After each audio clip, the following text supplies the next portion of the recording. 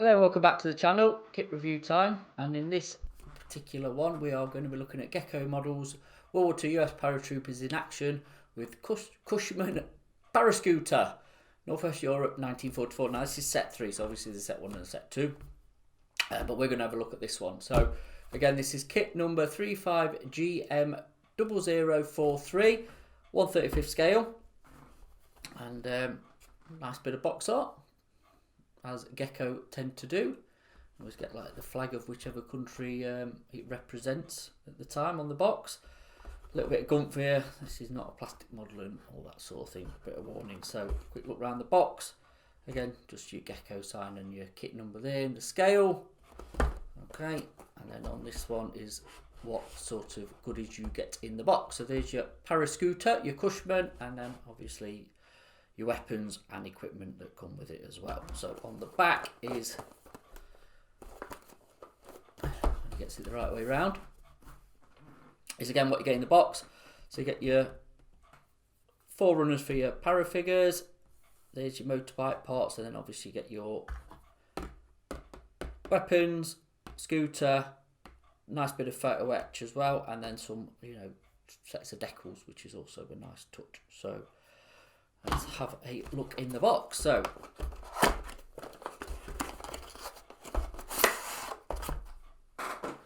typical Gecko box within a box, which is a nice touch. Alright, so this, I have to confess, is my second time reviewing this, as the first one I made a complete cock up of it. So I'll just grab all the bits and bobs out. Shift that to one side. So again, all your separate sprues and stuff, but we'll look at them in a minute along with that. So, instruction sheet. Alright, so again, nicely coloured, nice looking set of glossy instructions. Again, there's your equipment and all your call outs of colours and stuff, which is a nice touch. So you know what you're painting and where you're painting it. So this is mainly going to be the instructions, I think, for the scooter. So obviously we're going to start off with a little engine and then all the framing. Nice bit of PE as well to go with this. So again, if you're not a fan of PE, you might want to avoid this, because I think it might be a little bit fiddler. So front forks and mudguard going on next. And then the little scooter wheels, or the front wheel.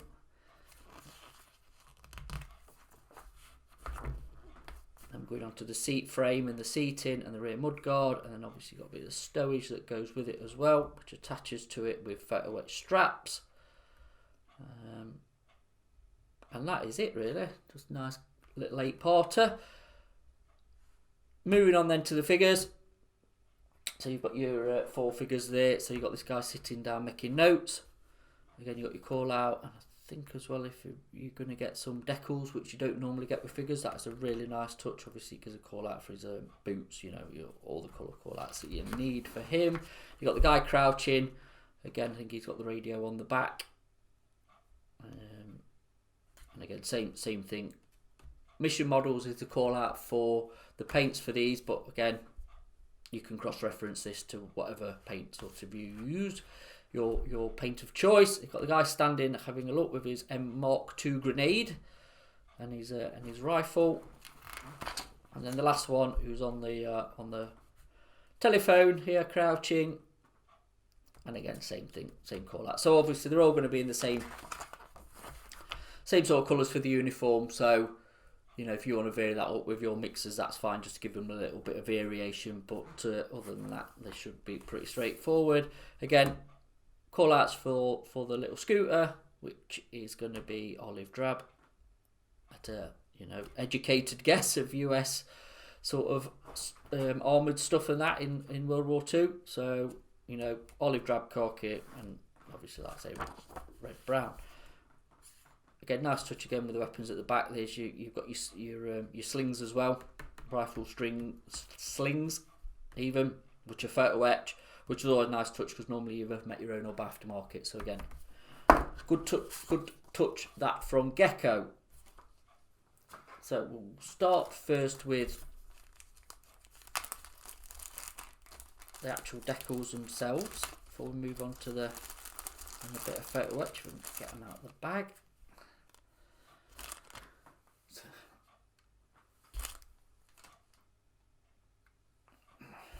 Right, so decals.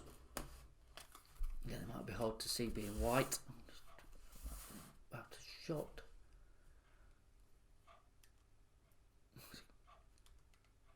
Yeah, they're not showing up great, are they? But white decals on a blue background is not the best. But again, they're there. Right, let's have a look at these.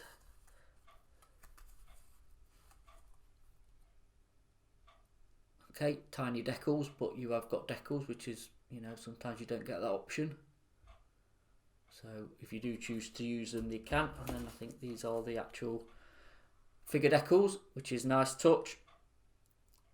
So you've got, you know, rank and actual, you know, 82nd and 101st Airborne there, whichever one you want to use. So that is a nice touch, like I say, because normally in styrene figures you do not get this sort of thing. You just get the figures, so it's always nice to have that option to use them as well. Photo etch. So there's your slings, your rifle slings, and some other bits on there. Nicely done, really thin photo etch actually, really nice and flexible. So that should be a bit of annealing, should really help you to get these into some sort of shape to fit the weapons. And then that is obviously the chain and some other bits off the Cushman Scooter. Again, I'm not a massive fan personally of photo etch, but again, if that was, you know, especially the chains and stuff, if that's done in styrene, it's going to be really over scale. So as it's open, what we'll do is have a look at the scooter first. So again, Gecko, or when it comes to moulding, really nice and crisp and clean, and this is no exception either.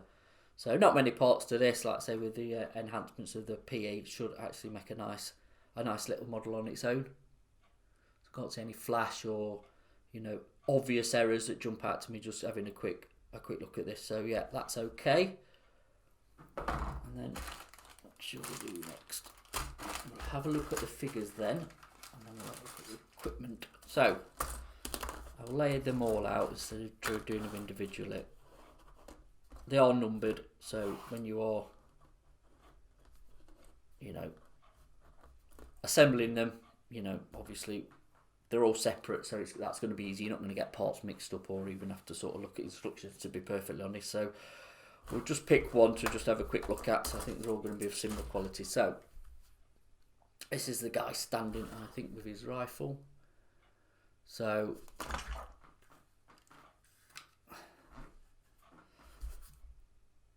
hands is normally a weak part, but these are separate, as you can see with his hands there. You get two parts, you get his thumb separate with the fingers, so you join them together so he's actually gripping, which again can be a weak part with styrene figures compared to resin. But how they've moulded this, it should actually look like he's holding his weapon rather than it just sort of resting in his hand. Separate part to his jacket as well, which is a nice touch. Even the head's got character, because again, styrene heads can be a little bit hit and miss, shall we say, in quality, but obviously technology is moving on. These are only a couple of years old, I think, these, to be honest, and again, moulding technology is moving on along with design, and these are more than usable. I don't think, with a bit of cleanup obviously from the mould seams with a sharp blade or a scraper, they're going to paint up really, really nice. So yeah, highly recommend them. Again, really, really clean them out. You're always going to get the seam down the front of the trousers and across the shot, just how they are, to be honest. But again, they're not too bad, they're not too prominent, so it shouldn't be a problem at all to clean them up. So again, here's another one. We'll just have another quick look. Again, his hands separate, he's with whatever he's holding, which again makes a hell of a difference to the realistic look of figures. Not resin quality, but not far off. So there's a couple of the figures. Next we'll just have a look at some of the equipment. We'll have a quick look at the weapons and where there's I think there's 2 duplicate bags from, if I remember. So sidearm there and holster. Nicely moulded. Can't see the problem there.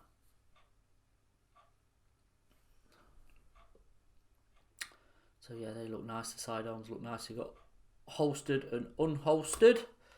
Say that when you've had a few. I think that's the radio unit there. By the looks of that. And again, nice and clean. No problems with that. We've got his Thompson there. Separate magazine to go on. Again, nice and clean. You've got a rifle with the bayonet and without.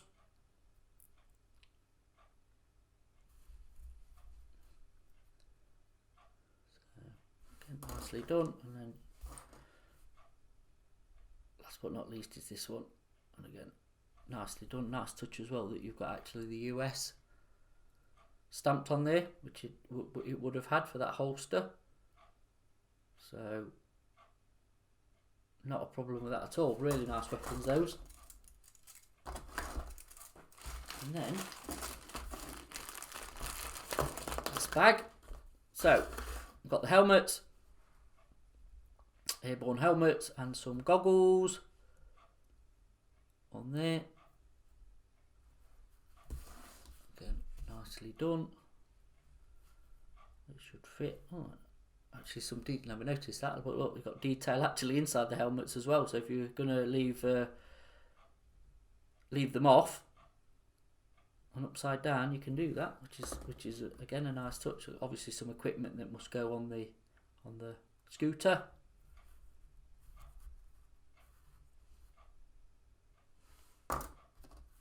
And there's a duplicate, so you've got 2 of them. In fact, you've got 3 of them. So you've got 3 of the same on the duplicate of that, and then you've got the helmets there, which makes up that. So, all in all, I'll take a quick look at the Gecko Paratroopers. Highly recommend, really nice. Again, I'm really into figures and figure painting anyway, so first time I've really looked at Gecko figures. Can't really fault them for styrene at all. Really nice. So I am going to be using these on a vignette I'm doing. So when that comes out, you can see what the build up and paint like. Thank you all for watching, and I'll see you then.